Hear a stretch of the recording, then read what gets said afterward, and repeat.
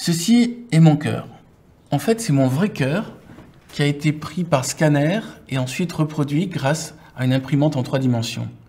Si je vous montre mon cœur, c'est parce que je crois qu'il est important, pour comprendre une histoire, de se dire que c'est une structure organique, avec un cœur, avec des poumons, avec toute une vie à l'intérieur. En fait, un bon roman est exactement comme un être humain. Il faut commencer à le penser comme une structure vivante. Mais un être humain, s'il se tient droit, c'est parce qu'il a un squelette. Alors le squelette, c'est le plan. C'est ce qui va faire que les scènes s'enchaînent, c'est ce qui va faire que ça se tient droit, c'est ce qui va faire tout simplement que ça se tient. Alors le squelette, on ne le voit pas, mais sans squelette, votre histoire serait une limace qui se tortille par terre. Donc il est très important, on va en parler, d'avoir un squelette solide.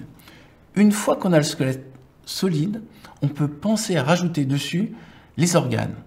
Le cœur, les poumons, le pancréas, le foie, tous ces éléments, ce sont les belles scènes. Ce sont les scènes qui vont frapper, mais c'est en même temps, c'est les scènes qui vont caractériser l'ensemble de cette structure organique vivante. Et une fois qu'on a le squelette et les organes, on rajoute une autre couche qui vont être les muscles. Les muscles, les petites scènes de relance, c'est ce qui va créer les articulations, c'est ce qui va permettre à l'histoire d'avancer, ce qui va permettre à l'histoire de bouger. Mais évidemment, les muscles ne sont pas aussi spectaculaires ni aussi déterminants que les organes. Et enfin, une fois qu'on a le squelette, les organes et le muscle, à ce moment-là, on peut mettre la toile sur l'ensemble de cette structure qui va être la peau. La peau, en fait, c'est le style, c'est les phrases, c'est la petite musique de l'histoire qui avance, c'est ce qu'on voit. Quand vous voyez un être humain, vous voyez sa peau. Mais en fait, s'il n'y a pas un squelette, s'il n'y a pas des organes, s'il n'y a pas des muscles, l'humain qui est en face de vous, il ne peut pas tenir droit, il ne peut pas avancer, il ne peut pas vivre. Il faut partir d'un point qu'on va dire la tête, pour arriver à un point qu'on va appeler les pieds. Et là, on va faire une structure en 10 points.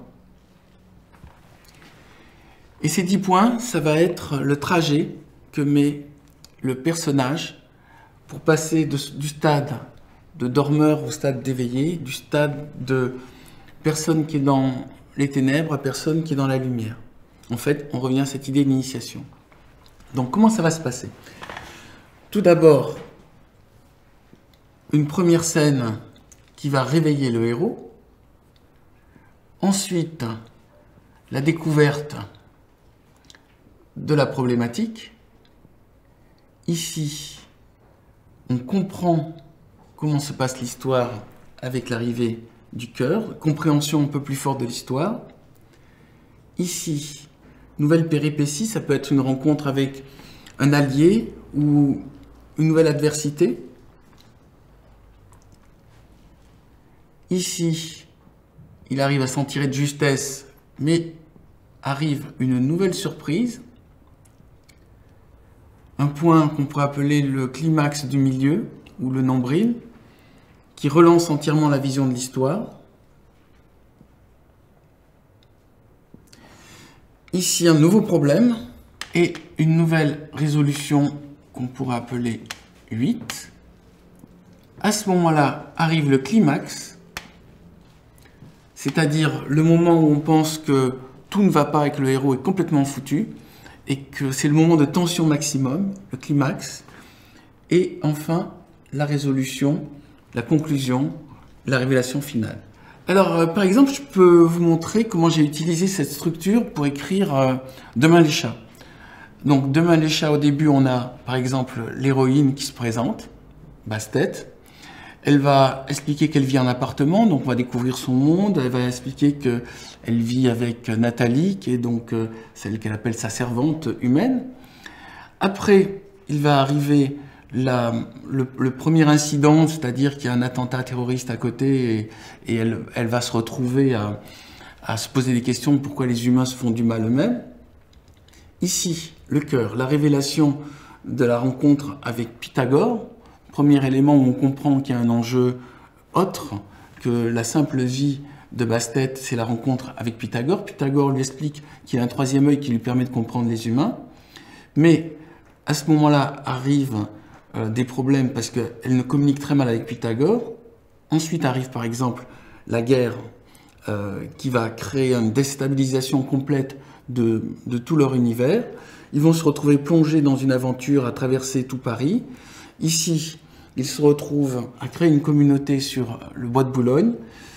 Là, cette communauté est attaquée par les rats. Il va y avoir la grande bataille de l'île des Cygnes.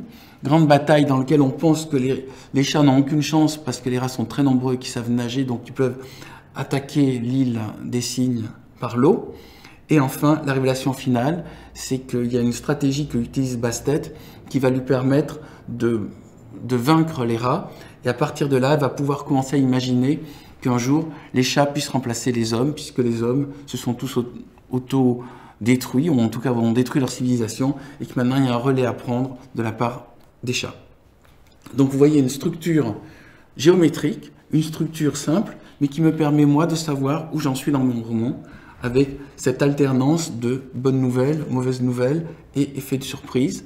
Et enfin, tout pour arriver à cette scène qui est vraiment très importante, le climax. Donc, dans le cas de Demain les chats, la grande bataille de l'île aussi. Alors tout d'abord, j'ai envie de vous parler du cœur. Comme vous voyez, le cœur n'a pas de nombre. Pourquoi? Parce qu'en fait, il n'est pas vraiment montré dans l'histoire, mais c'est un peu l'idée philosophique qui sous-tend l'ensemble du système. Donc, pour le cas de Demain les chats, l'idée philosophique, c'est est-ce que notre civilisation humaine n'est pas faillible? Est-ce qu'elle ne peut pas s'effondrer tout simplement parce qu'elle est devenue tellement complexe qu'elle a créé des forces qu'elle ne maîtrise plus? Donc, la question est posée par un chat, on s'intéresse à la vie du chat, mais en fait, il y a caché à l'intérieur un cœur qui est « Qui sommes-nous, nous humains ?» Et est-ce que notre civilisation ne peut pas disparaître du jour au lendemain, juste du fait de ses propres contradictions? Le deuxième sujet dont j'ai envie de vous parler, c'est le climax. Le climax, en fait, c'est ce qui va faire que l'ensemble de l'arbre se tient. Tout évolue pour que le climax soit le plus fort possible. Si vous avez bien pensé votre climax avant de démarrer votre histoire, de toute manière, votre histoire va bien tenir. Et d'ailleurs, une fois que vous aurez bien compris le principe du climax, vous verrez quand vous lisez les romans, vous attendez le climax et vous regardez, est-ce que l'auteur est arrivé à faire un climax intéressant? Et le climax intéressant, ça veut dire le moment où on se dit, cette fois-ci, le héros ne peut pas gagner parce que l'épreuve est trop importante, il faudrait qu'il soit hyper fortiche ou alors qu'il trouve une solution extraordinaire. Le climax, c'est le moment où on pense que il n'y a plus d'espoir. Si on pense que de toute façon les choses sont allées trop loin. C'est le moment où on se dit, malgré tout, tel que c'est positionné, ça ne peut pas s'arranger.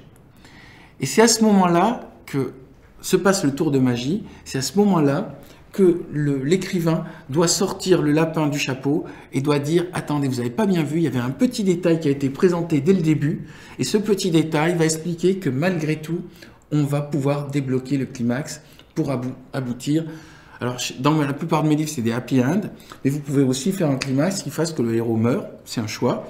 Vous pouvez décider que tout ça termine en tragédie grecque ou en tragédie shakespearienne, ça aussi c'est un choix. Donc quand on a un cœur, c'est-à-dire une idée sous-jacente, puissante, plus un climax qui monte, une tension qui arrive à un point de suspense maximal, de toute manière, même si on rate un peu les scènes intermédiaires, on va être fort et on va laisser une impression de l'histoire tient debout et on a envie de savoir jusqu'où ça va aller et ce qui va se passer au moment du climax. Que se passe-t-il quand on n'a pas le climax et quand on ne sait pas où on va? Eh bien en fait, c'est un peu comme si on voulait construire une cathédrale en empilant des briques. Les briques, c'est les chapitres. Mais vu qu'on n'a pas la géométrie globale, vu qu'on ne sait pas la structure générale, en fait, on empile des briques en se disant « Bon, mais quand j'aurai plein de briques, ça fera un mur, ça fera une partie, et quand j'aurai 4 murs, ça me fera mon roman, et il suffira de mettre un toit et puis un petit truc au final. » En fait, on peut essayer de fonctionner comme ça, mais on risque de tomber sur des erreurs de symétrie et de géométrie. Je vais utiliser une série, comme exemple, une série télévisée qui est partie comme ça, mais sur la structure générale, qui n'était pas solide, c'est Lost. Lost fait un système d'ouverture, il pose une problématique, des gens arrivent sur une île, et sur cette île, il y a un secret. Ils relancent tout le temps sur le secret, et ils arrivent ici, il n'y a pas de climax, parce qu'il y a eu trop de petits climax, donc il n'y a pas un grand climax. Tout le monde est épuisé, ils ne savent pas comment arriver à boucler le truc, et ils vont faire en 10, bon ben tout le monde est mort et va au paradis, ou quelque chose comme ça, et tout le monde se dit, quoi, tout ça pour ça? Voilà. Lost est un exemple, parce qu'il est à Hollywood, je crois que tout le monde s'est dit, bon sang, ils ont fait tout ça, ils aboutissent à ça, il y a un moment quelqu'un qui aurait dû penser à la structure. Mais je suis sûr que vous-même, quand vous avez regardé des séries, vous avez regardé des romans, vous êtes aperçu qu'il y a un moment où le personnage ne sait pas comment boucler. Il y a une phrase que disait Boileau-Narcejac à propos de, justement, de la structure et des finales. Quand on ne sait pas comment terminer et quand l'auteur s'en retrouve obligé d'inventer pour arriver à faire que ça tient plus ou moins, qu'il y a un frère jumeau caché qui faisait qu'on ne pouvait pas comprendre l'histoire, ça veut dire que l'auteur est nul et qu'il ferait mieux d'arrêter d'écrire des romans. Voilà, donc je vous livre cette information. Il vaut mieux penser son système pour ne pas être obligé de faire le coup de « mais ce n'était qu'un rêve » ou le coup de « mais il y avait un frère jumeau », qui sont deux manières de chuter qui ne fonctionnent pas du tout. Voilà. Prévoyez un lapin à sortir du chapeau, ici, au 9. Prévoyez un message fort à cacher dans tout le roman, ici, au 3,5 avant le 4. Alors l'exercice que je vous propose aujourd'hui va consister à intégrer votre histoire dans une structure de type arbre de vie similaire à celle-ci. Et pour chaque chiffre, vous allez faire correspondre un descriptif de tout ce qui se passe. Ça peut se faire en 4-5 lignes. Vous pouvez même le lier, c'est-à-dire vous faites un coup de dessin et après vous dites au 1 il se passe ça, au 2 il se passe ça. Donc pensez bien à faire une bascule entre ce qui arrive de mauvais et ce qui arrive de bon, à mettre une idée ou un message philosophique caché à l'intérieur, à mettre ici une relance un peu surprenante au niveau du nombril, et surtout à construire au niveau du 9 une montée dramatique qui fasse qu'on se demande vraiment comment tout ça peut terminer, plus la trouvaille finale des pieds qui fait que tout ça va tenir debout. Voilà, et comme d'habitude, vous pourrez le partager sur la plateforme de la masterclass, et je vous souhaite, à partir de maintenant, de faire pousser de jolis arbres de vie.